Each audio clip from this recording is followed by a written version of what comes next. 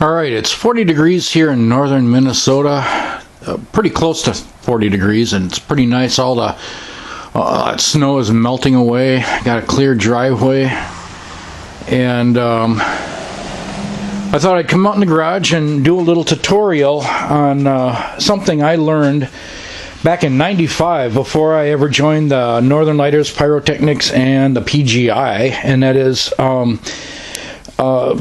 before I signed up with those companies, I put on that fireworks history when you're filling out the application for PGI or NLP. They had that there too. Of any previous experience, I told them that earlier that year I had worked at a fireworks shoot, and it was my buddy who got me into selling fireworks over in South Dakota about 3 years before that, and while I was helping him my first year doing that fireworks stand, he was also out running around doing small fireworks shows for Brothers. Yeah, I think that's what it was called. But anyway, he would be out doing professional shoots, small little professional shoots. But anyway, when I finally got to do a show with him, I was there as a grunt, digging around, digging dirt. But the wonderful thing that he did, though, is he had a bunch of small things out in front near the audience, and he would be there demonstrating and talking about fireworks to the audience. It was pretty cool. And one of the things that he had was one of these, but except on a larger scale. It's a crackling whip wall, a magic whip. Yeah, magic whip wall. And what he would do is he would have not these things, but the reels, and I later also did that very same thing about 10 years ago. Over here in North Minnesota, I did a little private shoot on somebody's lake. Anyway, this is what it is. It's a crackling whip. You want to get the reels, and you want to have 1x timber that's 8 foot long, and because you really want to get the numbers up. This is just a small scale, just to show you, just to demonstrate what I'm talking about. This is what I did is you got to have some of these, and after you get this thing built, you get that screwed together. 1x1 is what I use, because they're pretty cheap, and they're lightweight, easy to deal with. Or no, they were 2x2s. Yeah, 2x2s, and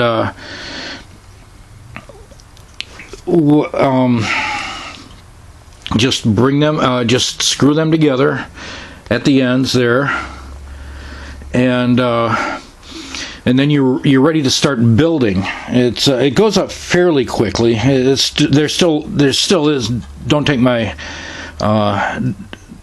It is intense. It is kind of intensive. The problem or the work comes into stringing all them up together. But here we go. Try to make this quick. What I do is I get the frame put together, and then using the frame spacing, I would place my posts in the ground, and then I would get that in the ground, and then find the hole that I want to pivot at, because these are going to pivot. You want to got holes here, and you got to have some bolts and a drill out the holes and get some bolts to hold them together. But what I do is I just get my spacing the way I want it, put this in the ground first, and then when I'm done getting it pounded in, then I will. How do I do this without? Let's see if I can do it like that. Then I will put this one in. Put that bolt in and have it in the ground. This, of course, it's much more higher. than that, you know, when it's in the ground. And then so we'll just say that it's down here. And then what you do, you get both sides in like that, and now you're ready to work, you're ready to assemble, you're ready to put that up, because when you're all done, what this will do is it will rotate. Still recording, okay. It will rotate up, and you will also want this one pre-drilled too up here to make your mark, to have your, so that you can put in to the top, the highest one you got, your top bolt, and then it's all erected and ready to go. So I hope that's understandable. If not, you can ask me questions in the comments down below. But it's pretty simple. You get your long length of you get them all in here. Get them all in here like this, all the way across. You can use short ones if that's all you got. What I did is, I had that problem out there 10 years ago too. So what I did is I just taped together. I would use twist ties or zip ties or something to hold them more firmly, because tape might not hold this strange cheap paper. But anyway, that's the idea. It goes all the way down. And what I did is, mine were 15 feet long. So what I did is I had 2x2s that were 8 foot by 8 foot by 8 foot. And so it was a pretty big threshold, a big curtain, if you will, or what I like to call it, a wall. But you get a bunch of these going across, about an inch apart, tape them down, and then I use a tie, because they were like 15 feet long or whatever, or 12 feet long. There was an overlap, so it came down quite a ways in order to keep the bottom off the ground. And that's pretty cool too, because when you're doing this, then when it starts to get up this far, I had like 3 foot of double crackling happening before the very end. So yeah, I tape that together, zip tie, twist tie, whatever you got.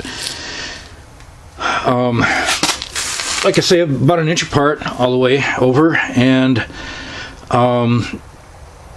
then when you're done with getting your lengths done, what I do is, whatever you've got left over, if you got your 1 inch spacing going on, make sure that you have plenty of this stuff. If all you've got is just the little packs like that, that's fine. Left over, you want the reels. Whatever reels you happen to get, you want to use them as much as possible. But if all you got is reels, do the same thing. Just take them off the reel, scrunch them down like this, about that much, all the way across the top. And you're taping them down, and that's going to give you a good roar. You got that all the way across. So when these things burn up to that, it roars. I mean, that's your finale. And so you've got the start going on, and in order to get the start here, I gotta tell you about that too. They're all coming down at the bottom. You gather them all up together in a bunch with one of these, a little one. You don't need much, sticking out the end. You put that in your bundle, and then you zip tie them all together. Tape it. I would also tape it too, not just zip tie, because once one zip tie goes, that might not get the other ones lit. So you got to put tape around it to make sure that they all stay, that they're all going to get lit. And then once that happens, once that tape gets burnt, you don't want to have it too thick. You want your tape, just regular, about that much, and that should do it. About one. Just masking tape. You don't need Dave's Magic Tape or anything like that. Just masking tape will work. And And then once this starts going into that bundle, it'll get them all lit if you got them taped together. But you still want to get a zip tie or a twist tie or something to make sure that it all stays together. And then you start it off with your little one going off, and you can have it at a short length if you want, you know, whatever you want. But when it hits that, it's going to open up and it's just going to crackle, and then when it reaches your double over point here, it's which, like I say, I like to have it about 3 feet up. Those reels, those crackling whip reels that are about that big are the good ones, not the little ones. You can't, those will work if that's all you can get, but double them up. The 1 meter type, the ones that are 1 meter long, double them up so you'll have 2 meters to work with, or even more if you want to make sure that you got a good fold over. But yeah, and then like I said, you know, when it gets to the top, man, it just roars. This is very intense. So I thought I'd make this little video for some of you people. I don't. So yeah, foot the walk. That's it. Yeah, when it's all together, when you got everything, when you got your start all married together, then you're ready to rotate the whole thing and take 2 people, one person on the other side and you on the other or whatever, and then rotate it back up. Put your bolts in. Put your bolts in into your posts and stuff, and there you go. And a couple other things I want to mention, that when you wrap the Magic Whip above on the top rail, you should tape them down, because if you don't, when you gather at the bottom, when you gather them all up at the bottom, it kind of pulls on them, and you don't want them to you don't want the curtain to close, so to speak. To keep that open, you tape them down on the top. And you also don't use PVC, plastic, or anything like that. You use wood, because the plastic, it gets so intense and so hot up there, the whole thing melts, and it's a mess. So because it does get real hot up there. Other things, let's see. I think that's about it. Yeah, just don't use PVC, don't use HDPE, don't use all ABS, all black stuff, piping. Don't use the plastic. Use the wood. It's the only way to go.